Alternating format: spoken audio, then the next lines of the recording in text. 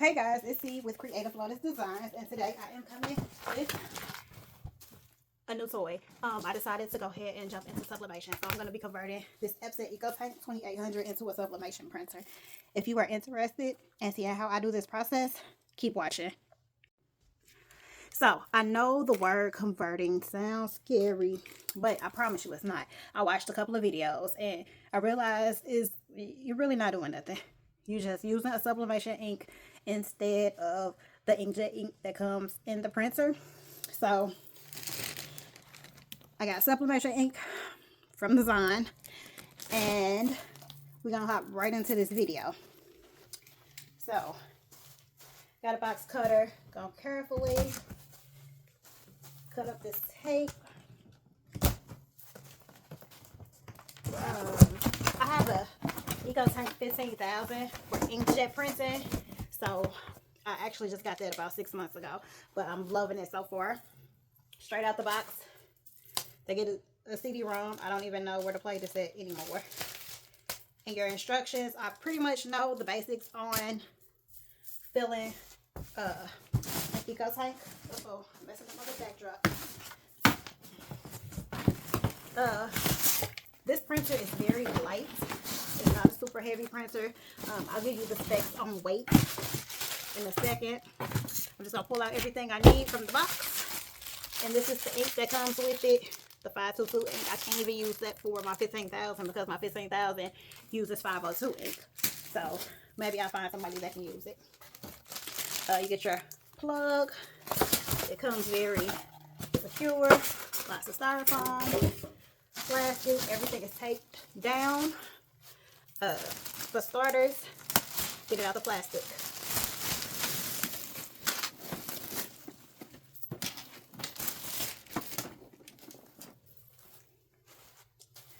Now that we have it out the plastic, I'm going to walk you through the next steps. Okay, for starters, before we do anything else, we're going to completely unpack the printer. It comes taped down. Shipping couriers are not very careful when they do their shipping. So stuff gets thrown around, bumped around, upside down, and the last thing you want is pieces bumping around everywhere. So it's all taped down for security to make sure everything stays where it needs to be. So you want to lift the lid to the scanner, remove all the tape from the top, pull your protective coverings off. Let me see. I guess I'll do this. The feeder tray, the paper trays also have tape to keep those pieces down.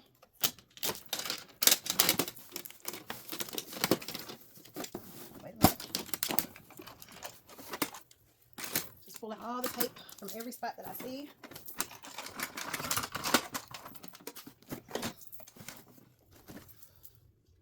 Let me see.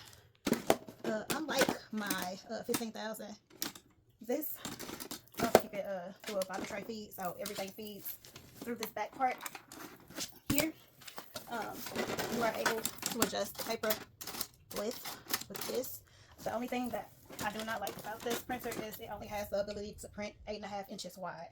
It can print a little smidge above 46 inches long though. So sublimation is not something I was, or even still am sure I'm going to enjoy or even use often. So I didn't want to make a big printer price investment. So $200-ish. If I don't like it, I'll be okay. This is where you fill your ink. This is a EcoTank, no cartridge. Like I said, all you need to do is use sublimation ink instead of inkjet ink.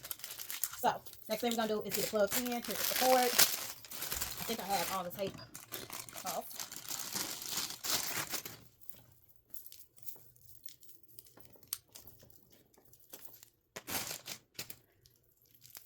So we're going to plug this into the back after I get it untangled and then give it some power. And I'm roughhousing it right now because there's no ink in it right now. I'm not worried about any spills or anything like that. It's delicate like a flower, not a bomb. So get that plug into the back.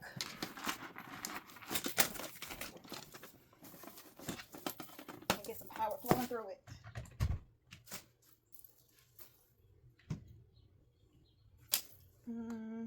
There we go.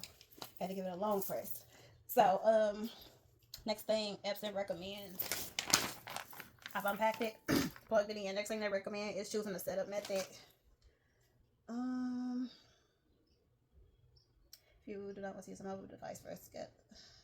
Okay, so I'm not using a mobile device for setup. I mostly work off of my laptop anyway. I do very little through my phone. So it says choose a setup method. If you do not want to use mobile device, skip to the fill tanks. So that's what we're gonna do. We're gonna skip right down to 3, fill in the tanks. Okay, like I said, I ordered my sublimation supplies from Amazon. I used my hard-earned coin to purchase this. I did a little bit of research for a little while, and I decided to go with Hippo ink. There are a lot of different inks on the market. Hippo had pretty consistent reviews, good reviews, so I decided to go with them. I got the Hippo ink, and I also got some Hippo paper just to start out with. So I realized that Hippo has 2 ink types of sublimation.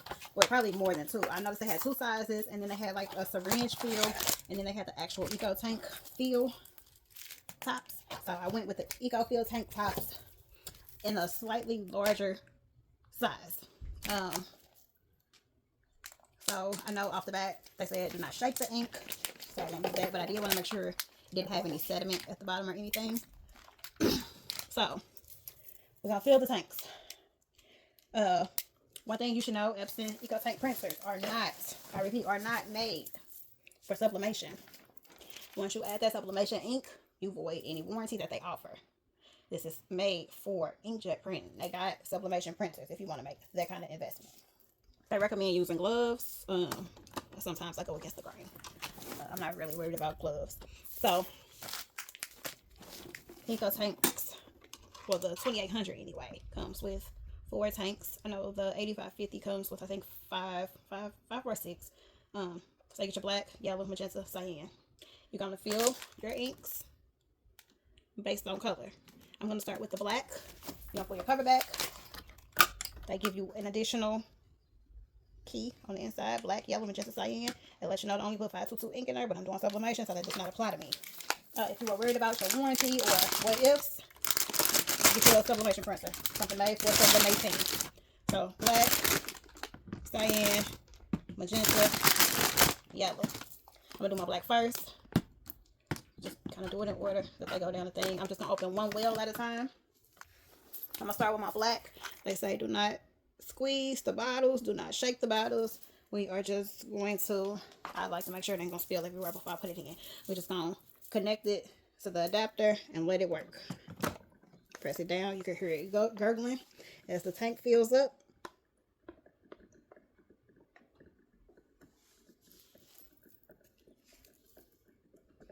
We're just going to let that go.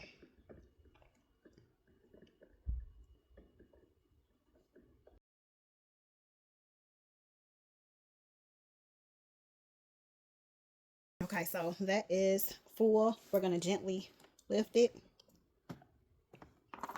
cap it back up, move it out the way. So, I can't really see through the ink, but it feels like it's still about this, maybe about here, left in the bottle. And my my ink came with 2 blacks. My setup came with 2 black inks, so I think that's pretty good. And then it has to run through the system, so it's going to use a little bit, but I think I'm okay. So close that cap so you don't make no mistakes. Next color, yellow. Lift the cover. Same thing. I'm just going to make sure I don't have no spills. Click it in and let it run.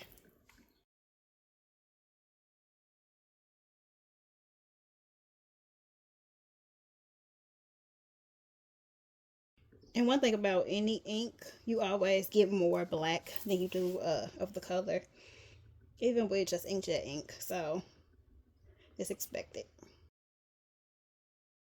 And it looks like the yellow is done.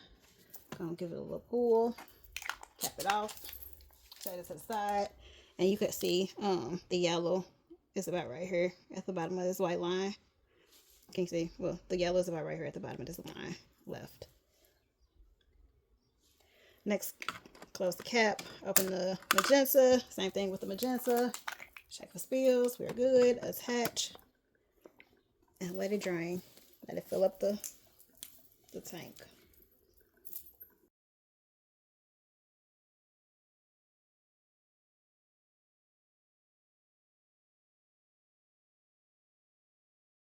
All right, magenta is done. Cap it up. Last thing we are going to do is add the cyan. So close that magenta off. Open that cyan. Check for spills. And let it rip.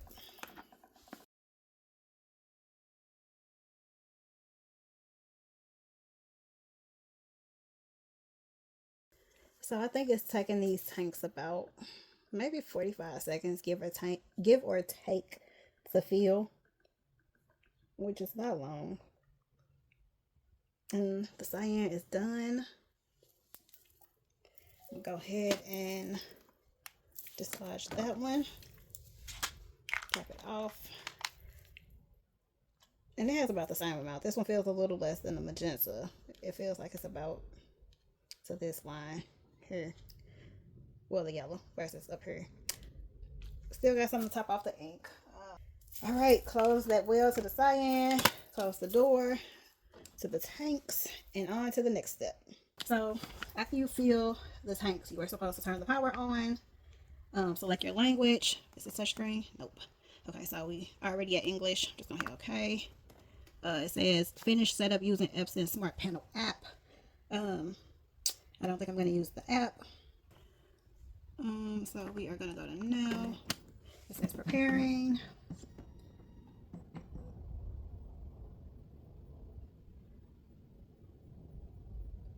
And we're gonna let it prepare.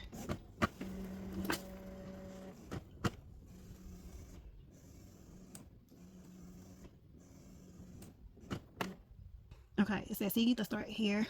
See the start here bundled with printer or on website to complete initialization. So my instruction says when the message start here sheets appear on the LCD screen, press and hold the question mark button for 5 seconds. Here's the question mark button. Go hold it for 5 seconds.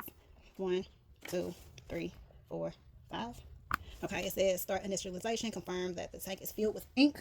My instructions say press the diamond with the exclamation mark. Oh, the diamond with the line, the vertical line. Start button to start ink charging. Ink charging takes about 11 minutes. So this is the long process.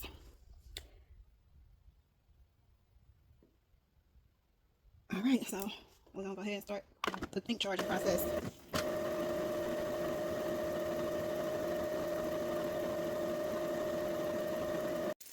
Okay, fam, so the initial charging is finally complete. It took, I think, a little less than 9 minutes. And these are what my ink levels are looking like. So at this point, you can top off your ink. I don't think I'm going to do anything with the yellow, but we will see. You can noticeably see the ink lines for the black. The yellow is still up top. The red, magenta, is right at that line. Then the cyan is above the line about right there. So I'm going to go ahead and top them off. And then we are going to complete the process.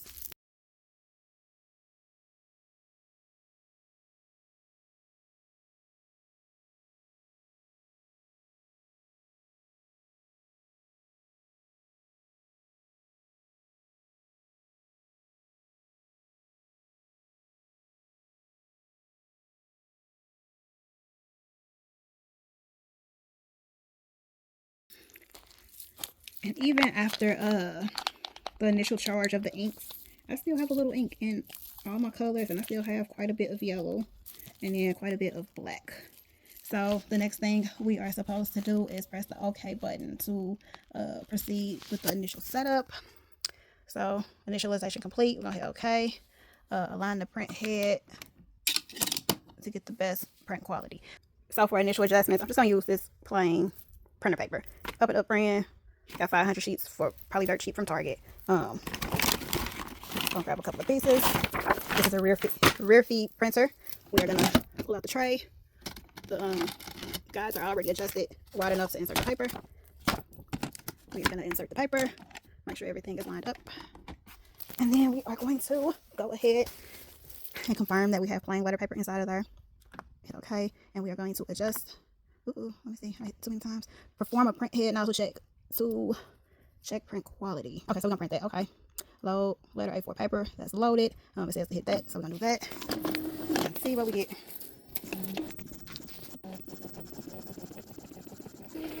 let's see what we are looking like rather. I do have a couple broken, well, a broken line in my magenta.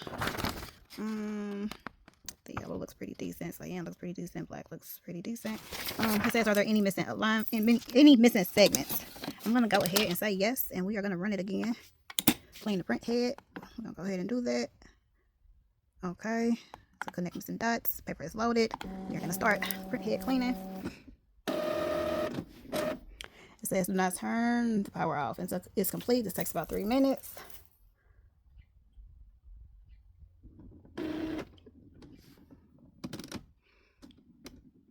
And quite honestly, I'll probably, if it still prints out like that, rock out with the magenta with the business segment, because even my 15,000, I still get the occasional broken line, but everything is good when I do my printing. But for the sake of wanting to do this right, hopefully it closes up and I can do some prints immediately instead of letting this ink sit for about 24 hours, because that's also another thing that I see. If it prints broken, sometimes you just need to let the sublimation ink rest in it and get acclimated. Hopefully that's not the case with this today. Okay, just finished the print head cleaning. Now it is printing.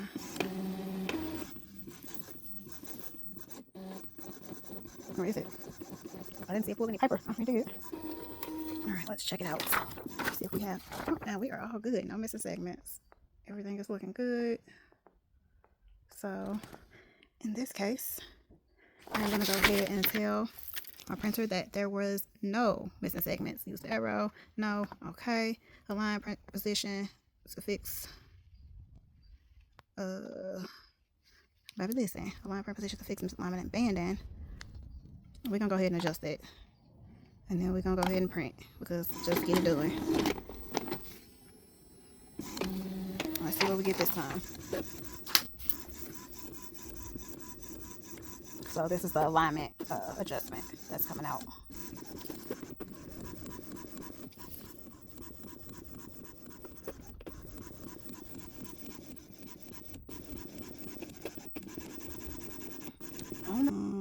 It says look at the printout and choose boxes with the least lines on the next screen. Select the number. So the way you read this, the line number correlates with this. So the, I guess, square number will be this. Which one looks the best with the least lines? Which one looks the best on line number 1? Got line number 1. My best looking one is probably 3. So I'm gonna choose 3 for this one. It's already on 3. Okay. Line number 2 is this one. I'm gonna look across, and I think maybe 3 or 4 for line number 2. And I think I'm gonna go with, I think I'm gonna go with 3. So number 2, I'm gonna go with 3. Okay, number 3, I'm gonna go with probably 2, because 7 is really, I think I'm gonna go with 2. So I'll go across to 2. Line number 4, I'm gonna go with, this is number 4, this black one. So I think I'm gonna go with 6 for this one.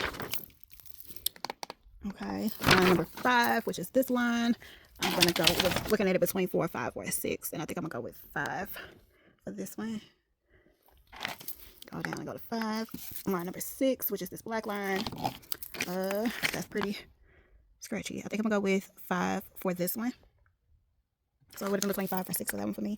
Okay. Line number 7, which is that last red line. I think I'm gonna go with 5 for that one. For me, it would have been between 5 and 3. I think I'm gonna go with 5. And we're gonna hit OK. It's like load paper. I got paper loaded. We're gonna print. And we're gonna see what it gives us. Oh man, not another one. Okay, no, it's not another one. And I'm not sure if the fact that I have sublimation ink and not inkjet in here makes a difference. Okay, so this next print sheet says choose rectangles that are not separated or overlapped. Oh goodness. Boo. Listen, what y'all think? Because everything looks like it's overlapping to me. Why is this harder than the SAT? Listen. Okay, we're gonna see. Proceed. What I'm supposed to be looking at. They all look like that. I guess I see a little gap in 6. I mean, if they're gonna do this, they need to use 2 different colors. That way you can see. I think I'm gonna do 6 simply because I can see that little light line between. Oh hell, I see it in 7 too. Yeah, I was not ready for this. I'm gonna go with 6 because they don't give me no none option. You can adjust again for maintenance. Okay, done. Oh, yeah, that was hard. I don't know. I'm gonna go ahead and install the software for this printer, and we gonna see what's next. Yeah, so the next thing we are gonna do is go to epson.com/support/ET2800. And don't mind, my laptop is my work laptop. It's got plenty of glitter everywhere, glitter and glue. So this is where you will download the software for the printer. So I am not doing. I am not doing an app. I'm gonna scroll on down, choose my operating system, and we're gonna go.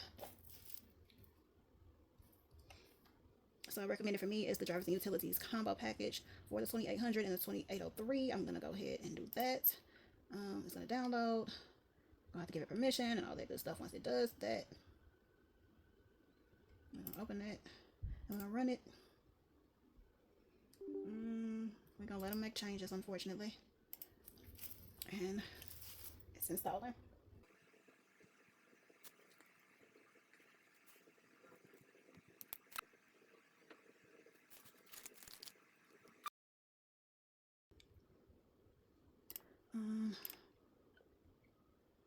What do I do? I don't know what to do. There you go. We've finished on the tanks. It's downloading the drivers. The drivers allow you to adjust the print settings, like the size and all of that good stuff.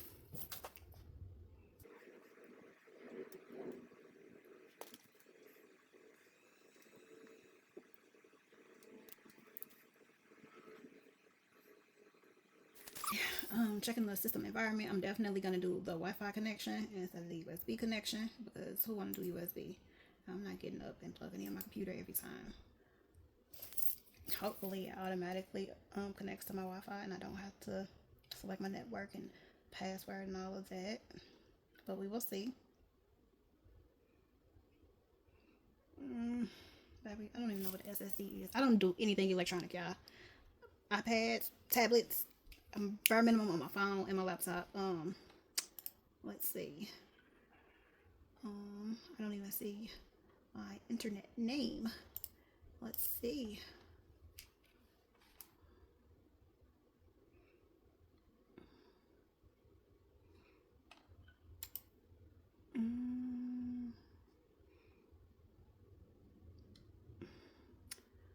Maybe, come on. Like, I don't understand why I just can't do this through my computer automatically. It's probably just that's where it.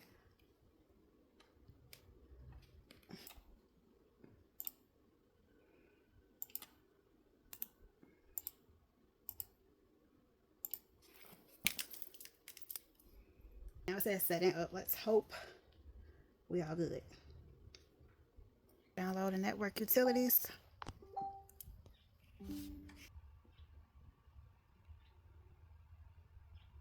Okay, I'm gonna let the setup complete and then I'll be back. Y'all, I'm sick of it. I got a installation failed. Electronics are not for me. But y'all going through this with me so we can all troubleshoot together if you come up with the same mishaps. So it's saying printed network connection report. Let's see. Go home. Go to settings, network settings, connection check, and then we're gonna print. Yeah. Network is working correctly. So what's the disconnect? It says based on this checklist, everything is good on that standard, on that end. So let me see what I need to do from here. So I went back. Let me see. Click here, the printer is connected to the network.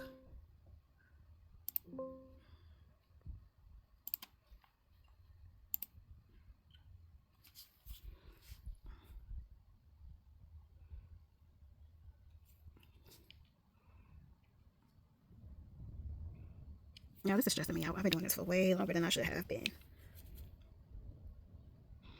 Like my laptop is connected to the Wi-Fi. Okay. Woo! Finally. So we're gonna do the required software, the drivers, and we're gonna install. Downloading required software.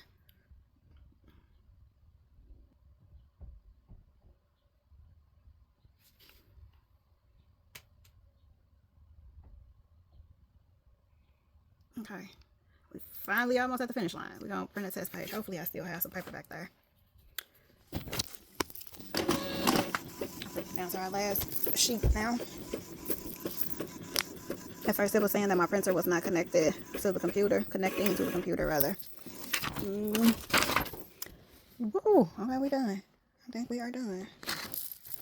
Let's say we finished setting up. Only one way to tell. Let's hit this next button.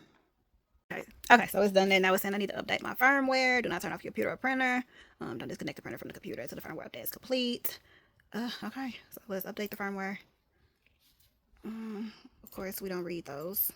You can have my life. It's not worth much to many people. Instructions: turn the power off and on again.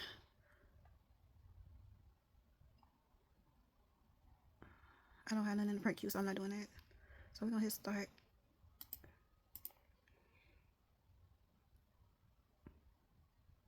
So it's preparing the firmware update.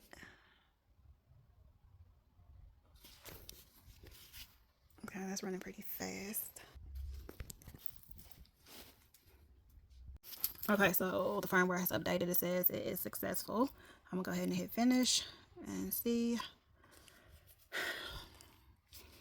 Don't remind me because it ain't no good.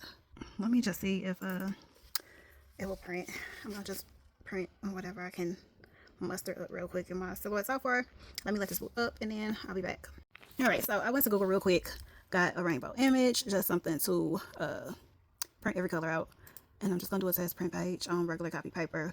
I'm gonna print. I don't know why this window pops up, but it's so annoying. Just exit out of that. I'm gonna make sure my 2800 is selected and I didn't adjust any settings, and we're just gonna see what happens just with the factory settings. That's good with that connection.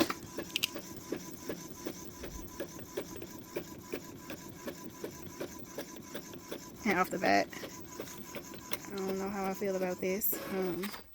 I do know it's sublimation ink and it works a little differently from inkjet ink. I'm gonna go in and play with some settings. I know I need to turn the bi-directional printing off, so let me go back in here. Let me see what the preferences are. 8.5 plain white standard, two-sided printing off. Show settings. Bi-directional is currently on. I'm gonna turn that off. This is more options up here, and then down here you have bi-directional printing. We're gonna just unclick that. I think we are good. We're gonna okay and apply. Then I like to close out, and then we're gonna print again. Oh, I forgot to change the print quality. Preferences, plain paper. We're gonna do high quality. Make sure that the bi-directional is off. Bi-directional is still off. Okay, apply, close. This might be overkill, but this is just to make sure all my settings took.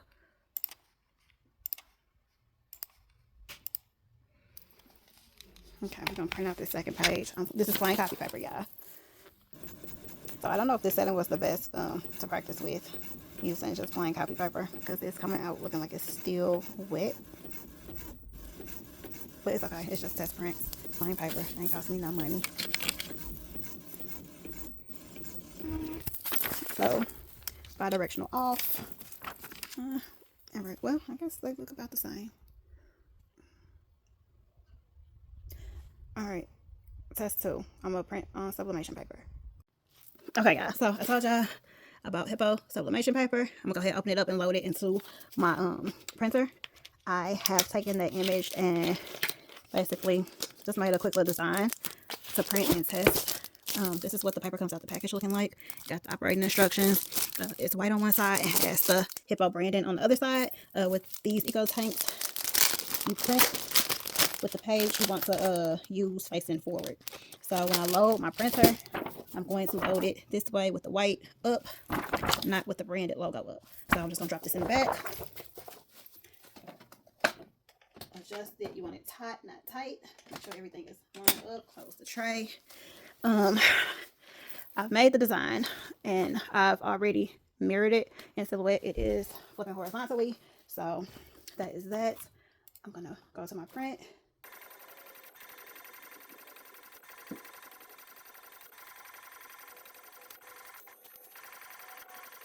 Okay, I do know that sublimation prints do not print vibrant, but I think that's a pretty good color. I will press it. I need to get some polyester. I'll go ahead and press it and then insert that video at the end of this. But I want to thank you guys for hanging out with me and going through this very long and very stressful process. I was not expecting it to take this long. I am just glad that it's done and over with. And I have my printer set up. I have a couple of projects that I want to try that I already have lined up. So I will see you guys in my next video. Thanks for watching. So what I am going to do is just cut out some fabric to, I guess, put my transfer on. Hippo recommends preheating your press between 380 and 420, medium pressure. I do have a pressing pillow and a little pad under my on top of my plate. So I'm not gonna adjust that.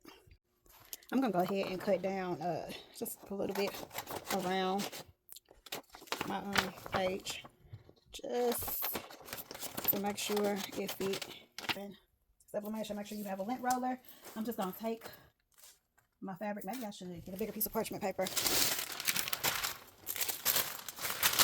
I'm gonna take my fabric and just pre-press it, get the moisture out. I'm gonna press on this smoother side with less lint balls. And this, if I didn't say, it's 96% polyester, and I think it was 4% what's the stretchy material? Elastic, I think. So I click pre-press just to draw out the moisture. This is the image. Place it face down. Just gonna tape, and I probably used too much tape. My timer is set for 35 seconds. I cut my butcher paper off the camera. So I'm gonna go ahead and press it down for 35 seconds. All right. I don't know, y'all. Let's see. Uh-oh. This is not fast or smooth because that was hot. Okay, let's see. Colors are looking good. The ink release, good. My butcher paper does not appear to have any blowout. I got something going on right here though. Not sure if that was in relation to the sublimation. I doubt it because the ink didn't even go up that far. But this is what we have. I am super happy with that. All right, guys. Thanks for watching. Hold on, y'all. Wait. Don't leave. I got something else. Real quick. So, I thought about while I already have my press kind of warm and I had some white glitter. We could try the sublimation on white glitter hack for dark colors. So, I got a little mess up piece that I keep just to test my different things. So, we're going to do that. So, I cut the L out. White glitter vinyl. Printed off of L from the little project I just showed y'all. I did a slight offset on the white glitter. For the white glitter, I made a slight offset. And I cut that out. Now, I'm going to cut around this L real quick. Just to be able to see my white glitter. Let me turn my press back on. And hopefully it's cooled down some. Let me see where it's at. I know it has. Okay, it's at 250 cold. So, I'm just going to take that L. Nope, let me press this moisture out here first. And that's kind of, that pressure kind of tight because that hoodie is thick. Okay. So, I'm going to put that L down. And once again, this is a scrap piece that I just used. I'm just going to press the white glitter enough to get it stuck. And reset. Pull that carrier sheet off. I'm going to let my press heat on up because we got about 130 degrees to go before it's at sublimation temp. Okay, so my heat press is almost up to temp. I did just cut this side and this top off so I could try to get it in the middle of the glitter as best I could. This is what the glitter looks like by itself. Side, I just want to get a roundabout. And then I'm gonna go ahead and just tape it down. Hopefully it sticks to this fabric. Now I got it taped down. I got a little piece of scrap butcher paper, and I got parchment up under, and then we're gonna press for 45 seconds. All right, we are done. Let's see. Okay, and we got the sublimation glitter hack going. Not bad, not bad.